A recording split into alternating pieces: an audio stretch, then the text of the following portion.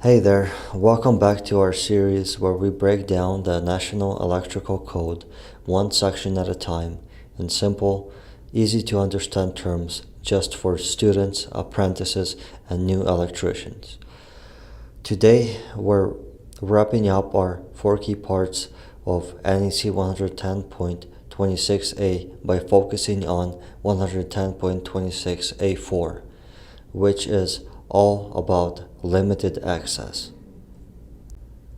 Now, if you have ever seen a panel board tucked behind a mechanical equipment or shoved into a tight corner, this rule is here to protect you and the ability to safely get in and out of these tight spaces. Let's walk through what this rule says, why it exists, and how you should apply it in the real world. Before we jump into the specifics of Part A4, let's step back. NEC 110.26 sets the minimum required space around electrical equipment that needs to be inspected, serviced, or maintained, or adjusted. It makes sure you have enough room to work safely without being cramped and surrounded by hazards. Sections A1 through A3 already covered depth of working space, width of working space, and height of working space. Now in 110.26A4, we deal with what happens when access to that space is limited. Here's the simplified version of that rule. If electrical equipment is located in an area with limited access, like in a passageway or behind other equipment, the width of the working space must allow for a minimum of 90-degree opening of the equipment doors, and for the worker to enter and work in that space. Let's break that down into plain terms.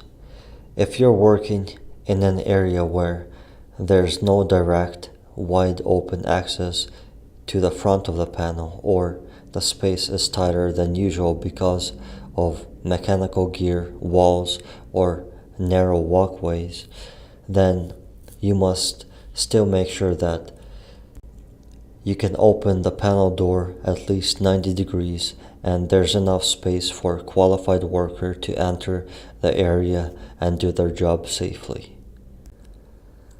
This doesn't mean you can put a panel in a crawl space or closet just because you technically fit. You still have to meet all the other working space requirements too. This just addresses those edge case tight spots. The NEC created this rule in concern of safety. There have been many situations where electrical gear was installed in places that were very difficult to reach. Think about narrow mechanical rooms, hallways with large pipes or ductwork in the way, or gear installed behind HVAC units or boilers. And these setups technically allowed a person to get to the equipment but not to work on it safely. If you can't stand in front of the panel properly, if you can't open the door all the way, if you are squeezed between machinery and the wall, you are not in a safe or code-compliant workspace. NEC 110.26A4 was added to clarify that limited access does not mean unlimited design freedom. You still have to ensure that doors open wide, workers can enter, and work can be done safely, not just barely. Let's go over a real-world example. Say you're in a commercial building. There's a new panel board installed in a mechanical room. To get to it, you have to walk past a boiler and squeeze between a couple of support columns. They're only about 36 inches of width in front of the panel, and the panel is 30 inches wide, so that's fine. But here's the question. Can you open the door at least 90 degrees? Can you stand comfortably in front of the panel with tools in hand? If the answer to either is no, then it's not compliant with 110.26A4. This rule is all about making sure access is practical and safe, even if it's in a tight spot. Let's wrap it up with a few quick pro tips for working around this part of the code. Plan equipment placement carefully, especially in tight utility rooms. Think ahead. Can someone safely walk in and work there? Check door swing. Make sure that the panel doors can open at least 90 degrees with no obstruction. This is a common issue in small spaces. Don't just measure, walk it. Try walking into the space like you're about to do real work. Can you enter easily? Can you move your arms? Can you back out if needed?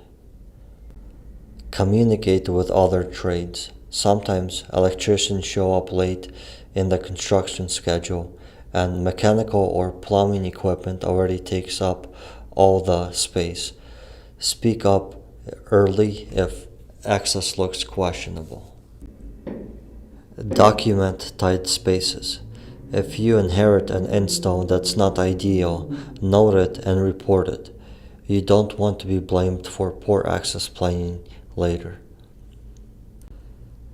And that's our complete walkthrough through NEC 110.26A4, limited access. Let's recap. Limited access doesn't mean unsafe access. You still need to meet all working space requirements, even in tight locations. Panel doors must open at least 90 degrees. And most importantly, a qualified person must be able to enter and work safely in that space. It all comes back to that NEC is built on safety, serviceability, and practicality in the real world. Thanks for listening.